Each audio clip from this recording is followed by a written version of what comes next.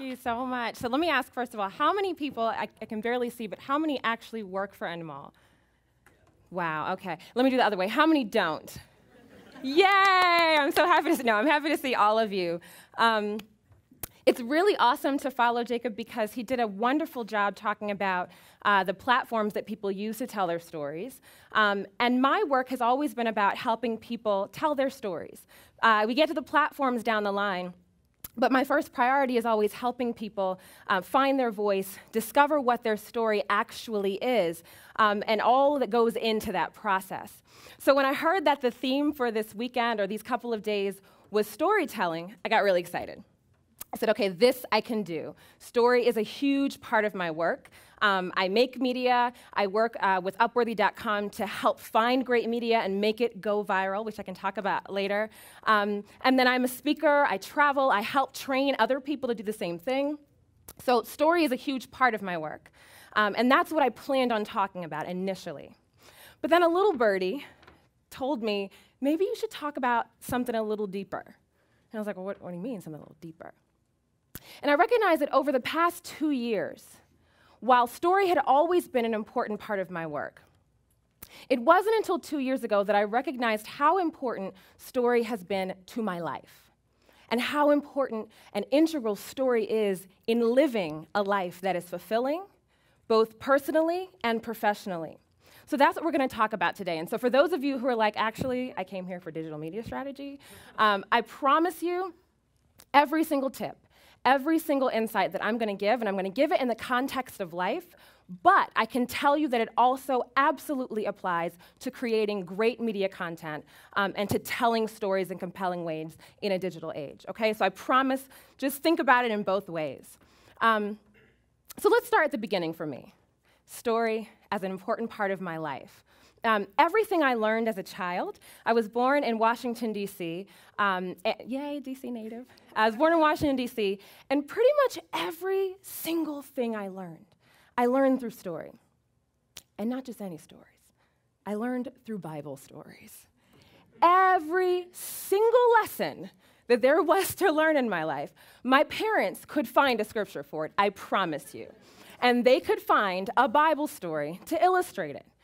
Granted, that means at the age of 10 I thought I was going to hell sometimes, but that's neither here nor there. The stories were absolutely amazing. They were compelling, and I connected everything in my life to a Bible story. Now, why is that? Well, my parents were pastors. They started our church when I was 9 months old.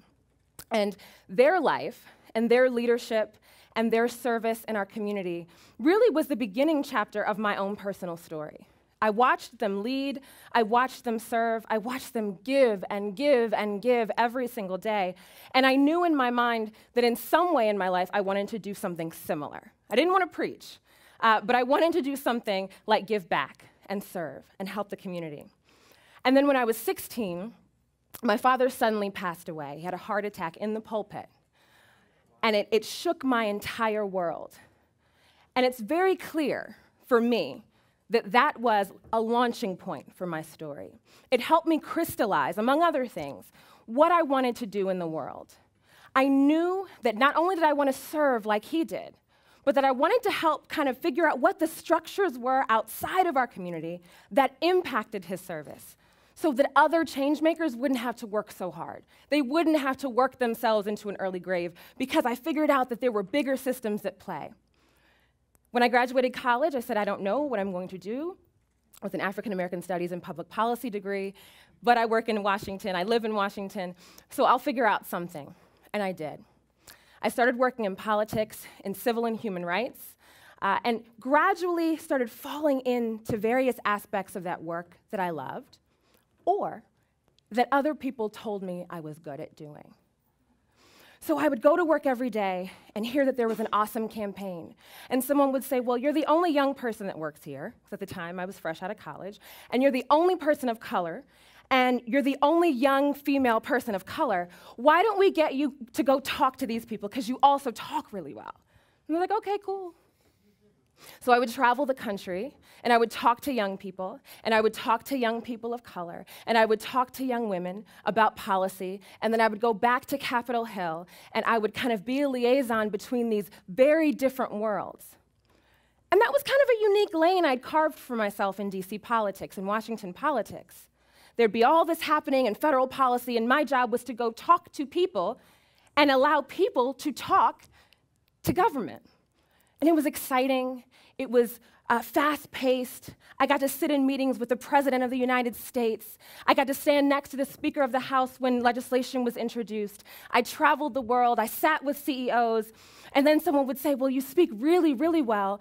You should be a pundit. Which I don't think that's the normal thought process for everyone. But in DC, that's the natural thing, right? Like, oh, you speak really well. Why don't you put on a suit jacket and red lipstick and go be a Democratic strategist on CNN? Right. So, okay, is what I said. And I did that. And that went really well.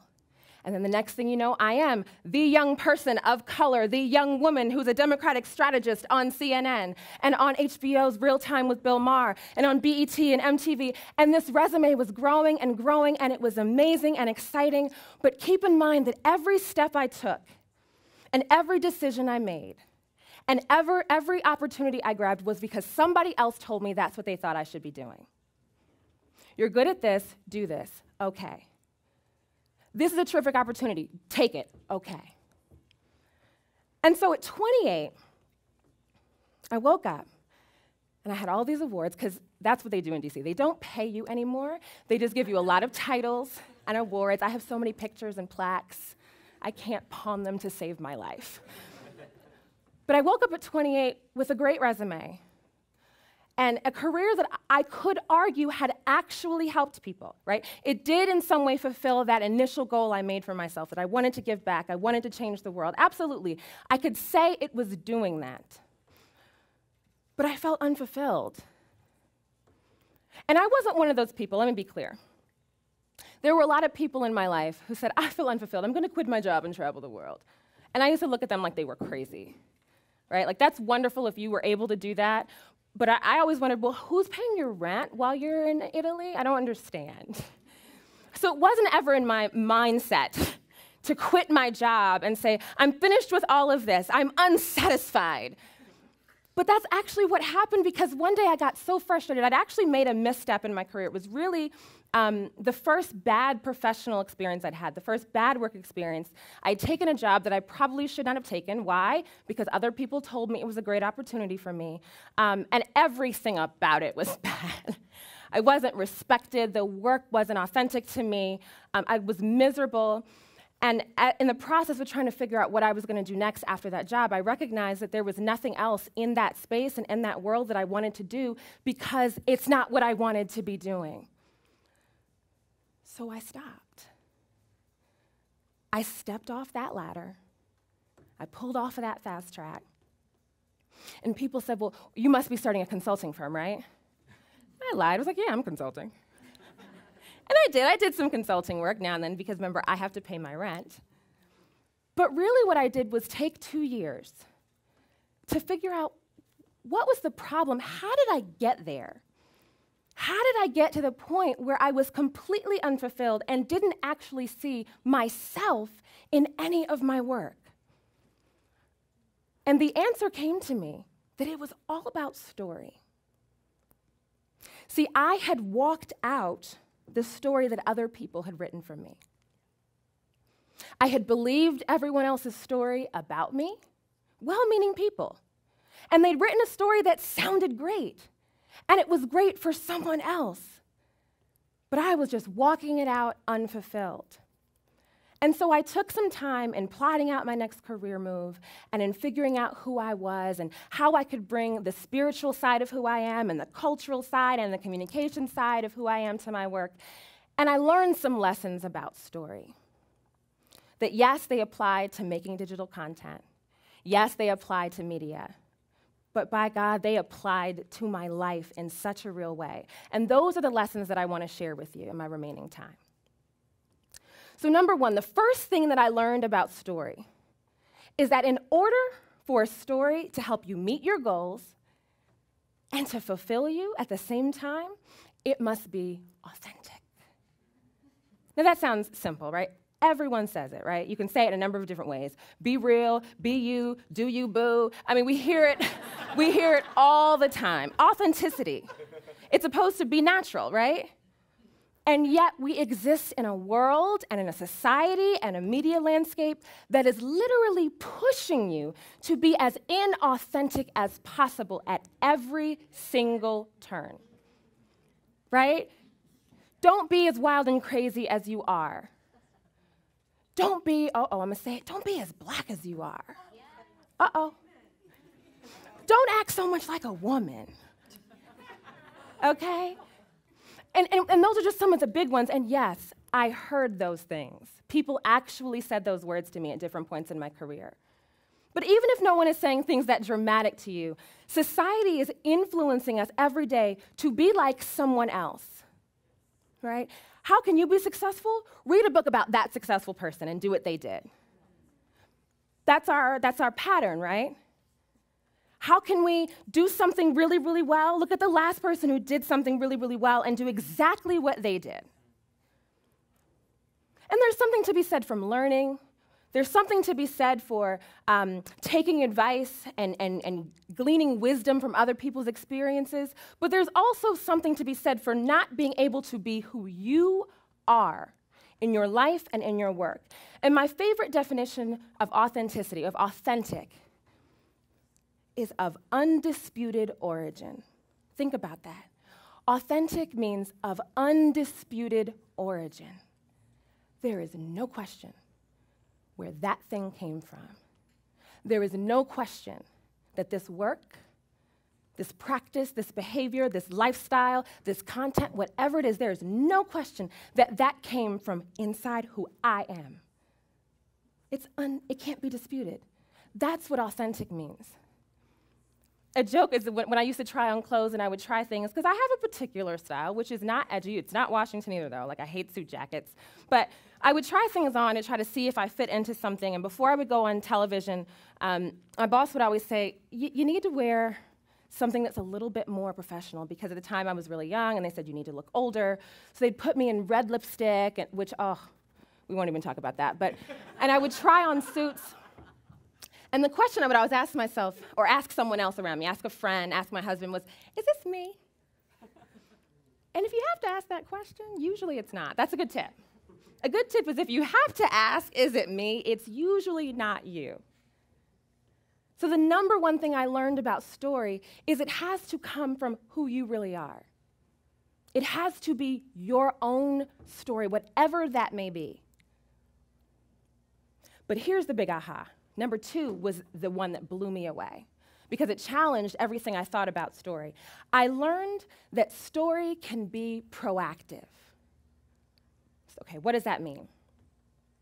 We are taught that the way to tell a story is to look at something that happened or look at what currently exists and figure out a way to talk about it.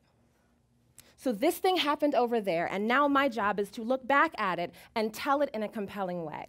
And that absolutely is a valid form of storytelling. But I want to propose to you today that the most important part of storytelling is actually creating and writing the story. It's creating the story that you want to see. It's creating and writing the vision that you want.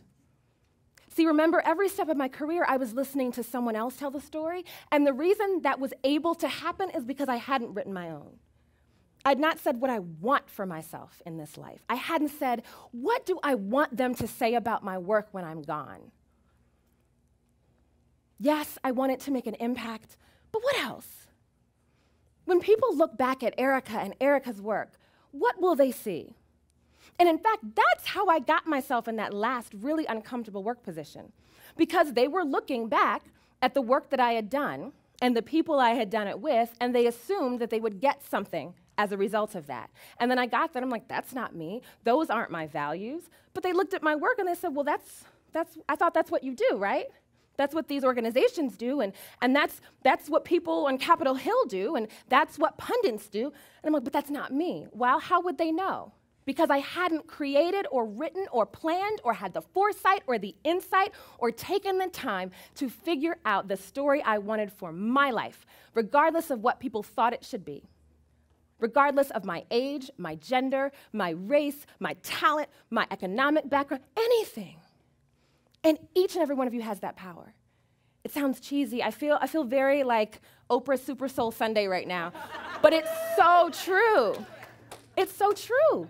Each of you has that power to write your story. And I propose to you that if you don't take that time, if you don't do it, someone else will write it for you.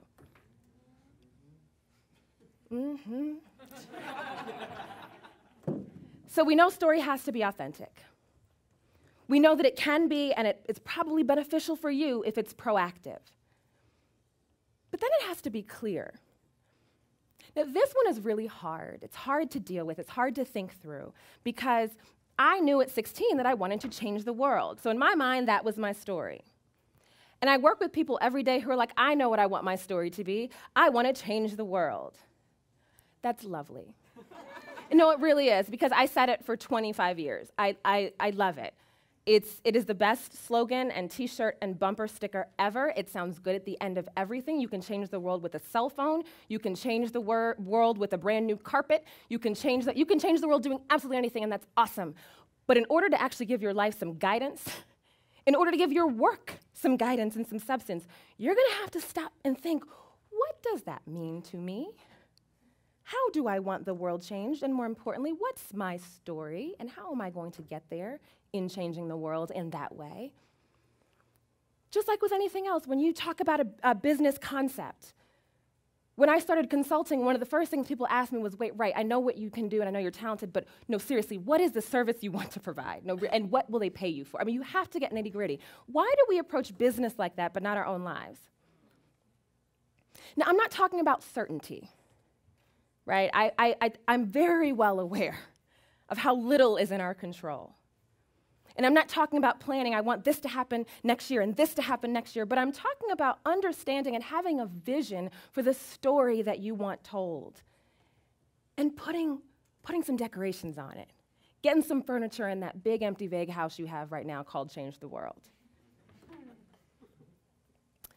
The last lesson that I learned, and this one is really juicy,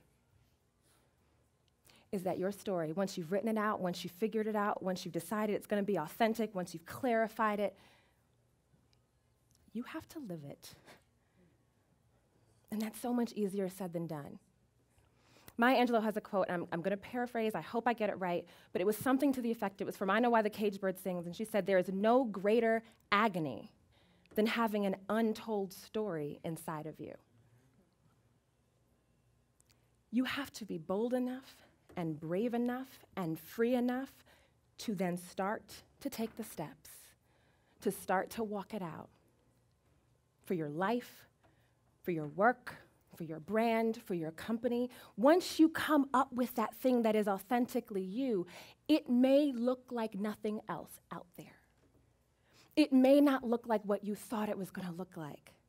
So then I woke up at 29 and I'm like, wow, I'm moving to Los Angeles from DC, and I'm going to create media instead of just giving talking points. And I'm going to travel the world and not only talk about how people can win campaigns, but actually talk about the spiritual development it takes to be strong enough to win a campaign. What does that mean? It was scary. And oh, the side eyes I got from former colleagues and people in my work. They're like, what are you doing? I know you're going through something, but we've got a campaign coming up. You're letting all these other people on TV, you're missing your moment, you're missing your moment. This is when you have to get back on CNN, you're missing your moment. But I had to live out my story. I have to live it out. And that takes work, and it takes bravery, and let me be clear, I hate the word fearless and fearlessness. I don't use it. I think it's awesome if you like it, but for me, bravery is a much more relevant concept because fearlessness is the idea of no fear, having none of it, eliminating it entirely. And that's awesome. And God bless you if you have no fear. I think you are an amazing, accomplished, spiritually developed person. But I have it. I'm afraid of being broke. I'm afraid of deep water. I have fears. The key is for me not to allow those fears to stop me from doing anything. That's bravery. That's doing something in the face of your fear and walking through the fear. And maybe when you come out on the other side, you won't have the fear anymore. But I took a swim class because I was brave. I'm still afraid of water. I can't tell you the outcome. But I want to challenge you. These lessons, again, may sound very fluffy to you. They may sound like, well, this is great, but I have to go back tomorrow to work. What does this mean? I have a family I have to go back to, and I don't have time to sit and journal for 3 hours and free write and then go light candles. I get it. I didn't either. Not my thing. But I encourage you to go look at your work. I encourage you to take a few moments to look at your life and just ask yourself, am I being authentic? Have I taken the time? Am I at least starting to think about what I want my story to be? And again, you can apply these questions to your work. You can look at the brand, the company that you're building, whatever it is, your project, your home. Am I being authentic in who I am here? Am I being proactive about my story? Is the story that I'm trying to tell clear? And am I doing it? Am I living it? Now, how did I get from politics to caring about this? This right here is a part of my theory of change. We use that word a lot in the social change space. How do you believe that the world is going to change, and what is the process? This, people knowing their story, owning it, walking it out, is a huge part of how I believe we are going to make the world better. Because what I saw in Washington was a lot of people going through the motions and in positions they did not need to be in, and doing work they didn't need to be doing, and listening to the wrong people. People were out of their lanes. This is absolutely a theory for real change in the world. So I encourage you to just take some time and think about it. Ask yourself these questions, and I promise you, if we're all doing this together, we actually can change the world. Thank you. Thanks so much.